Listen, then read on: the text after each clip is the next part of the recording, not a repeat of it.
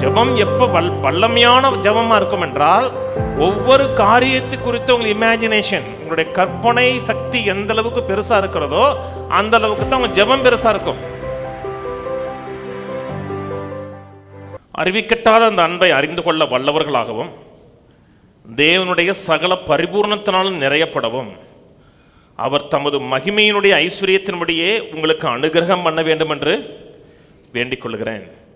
நாம் வேண்டிக் கொள்வதற்கும் நினைப்பதற்கும் மிகவும் அதிகமாய் நமக்குள்ளே கிரியை செய்கிற வல்லமையின்படியே நமக்கு செய்ய வல்லவராய் இருக்கிற அவருக்கு சபையிலே கிறிஸ்து இயேசுவின் மூலமாய் தலைமுறை தலைமுறைக்கும் சதா காலங்களிலும் மகிமை உண்டாவதாக. ஆமென். 20ஆம் வசனம் சொல்லுகிறார், நான் வேண்டிக் கொள்வதற்கும் நினைப்பதற்கும் மிகவும் அதிகமாய் செய்கிற தேவன். 21ஆம் வசனம் சொல்லுகிறார், சபையிலே கிறிஸ்து மூலமாக தலைமுறை தலைமுறைக்கும் சதா காலங்களும் அவருக்கு மகிமை உண்டாகணும். வேண்டிக் கொள்வதற்கும் நினைப்பதற்கும் மிகவும் அதிகமாக செய்கிறவன் சொல்லிட்டு அடுத்து என்ன உண்டாகுதுன்னா, அவருக்கு சதா காலங்களில் சபையில் மகிமை உண்டாகணும்னு சொல்லுது. நாம் கேட்குற ஜெபம், அவர் யார், அவர் என்னை எந்த அளவுக்கு நேசிக்கிறார், அவருடைய அன்பின் ஆழம் நீளம் உயரம் என்ன என்பதை அறிந்து கொண்டோம் என்றால், நான் தேவனிடத்தில் ஜெபிக்கக்கூடிய ஜெபம் பெரிய ஜெபமாக இருக்கும், அற்ப ஜெபமாக இருக்காது. நிறைய மக்களுடைய ஜெபம் ஏன் அற்பமாக இருக்கிறது? ஆண்டவனை ரொம்ப கேட்கல ஆண்டவரே, நான் இதைத்தான் கேட்ட ஆண்டவரன்னா, அவர் நம்ம மேல் வைத்திருக்கிற அன்பை குறித்த வெளிச்சம் வரல, அவருடைய அன்பின் ஆழம் நீளம் உயரம் என்ன என்பதை புரிந்து கொள்ளாதனால தேவனுடைய அந்த பரிபூர்ணத்தினால் மக்கள் நிரப்பப்படலை. தேவனை இவ்வளவு நேசிக்கிறார், என்னை இவ்வளவு நேசிக்கிறதுனால தேவன் எனக்காக என்னன்னாலும் செய்வார்னு நினைச்சிங்கன்னா, அந்த அன்பின் ஆழத்தை குறித்த தேவன் என் மேலே எவ்வளவு அன்பாக இருக்கிறார் என்பதை குறித்த அறிவு, அந்த இமேஜ் மனதில் உள்ள இருக்கிறது என்றால், மேலோட்டமாக வரக்கூடிய தாட் சொல்லலை, சும்மா வந்துட்டு போகிற தாட் சொல்லலை. தேவன் நேசிக்கிறாருன்னு ஆமேன் அப்படி சொல்கிறது கூட இல்லை. தேவனை எவ்வளவு நேசிக்கிறாருங்கிற அந்த இமேஜ் பதிக்க முடியாத அளவுக்கு அந்த படம் உள்ளே இருந்துச்சுன்னா, நான் ஜெபிக்கக்கூடிய ஜெபம் பெருசாக இருக்கும், அதிகமாக இருக்கும். ஏன்னா நான் ஆராதிக்கிற தேவன் போதுமானவர், போதுமானவுக்கு மிகவும் அதிகமானவர். என் ஜெபத்துக்கு நான் கேட்கறத கொடுக்கறது கிடையாது, நான் கேட்கறதுக்கு மேலே கொடுக்கிறவர். அவர் ஏராளமானவர் தாராளமானவர் நினைச்சேன்னா என் ஜெபம் அற்பமாக இருக்காது. ஆனால் சபையில் என்ன கொடுத்தாங்கன்னா, தேவனை குறித்த பிக்சர் சொல்லி கொடுக்கல. தேவனோட அன்பின் ஆழம் நீளம் உயரம் என்ன அறிந்து கொள்ளாதனால, கர்த்தர்ட்ட நிறையா கேட்காத, கர்த்தர்ட்ட நிறையா கேட்டால் கூட நிறையா கொடுக்க மாட்டார். நீ 10 ரூபா கேட்டீங்கன்னா ஆண்டவர் உனக்கு 7 ரூபா தான் கொடுப்பாரு.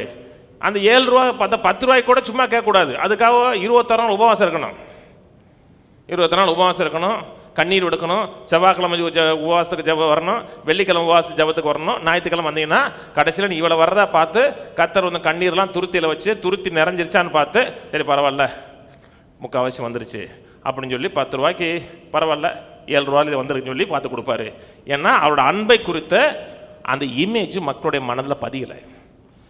ஜெபம் எப்போ வல்லமையான ஜெபமாக இருக்கும் என்றால், ஒவ்வொரு காரியத்தை குறித்து உங்கள் இமேஜினேஷன், உங்களுடைய கற்பனை சக்தி எந்த அளவுக்கு பெருசாக இருக்கிறதோ அந்த அளவுக்கு தான் உங்கள் ஜெபம் பெருசாக இருக்கும். முதல்ல வேண்டிக் கொள்வதற்கும் நினைப்பதற்கும், முதல்ல ஜெபிக்கிறேன் அப்புறம் நினைக்கிறேன். நினைப்பு பெருசாக இல்லைன்னா ஜெபம் பெருசாக இருக்காது. நீங்கள் எவ்வளவு பெருசாக நினச்சா கூட, தேவன்கிட்ட போய் ஆண்டவரை 6 கோடி நினச்சா கூட, என்னப்பா 6 கோடி கேட்குற, பெருசாக கழுப்பா பாரு.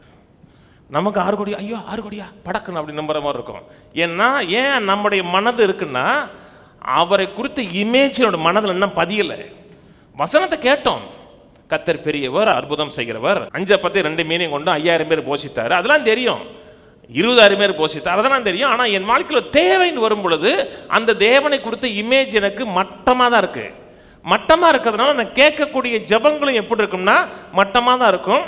சபைக்குள்ளே வந்துட்டோம், கொஞ்சம் பெரிய துணிஞ்சு விசுவாசிக்கக்கூடிய ஆளாக இருக்கிறோம், கர்த்தர் பெரிய காரியங்களை செய்வார், என்ன வாழ வைப்பார், உயர்த்துவார், அப்படிப்பட்ட எண்ணம் இருந்தால் கூட சில சபைக்கு போனோம்னா மட்டத்தை அடிச்சிருவாங்க. அப்படிலாம் பெருசாக நினைக்காத, எண்ணுவதற்கு மிஞ்சி எண்ணாதன்றுவாங்க.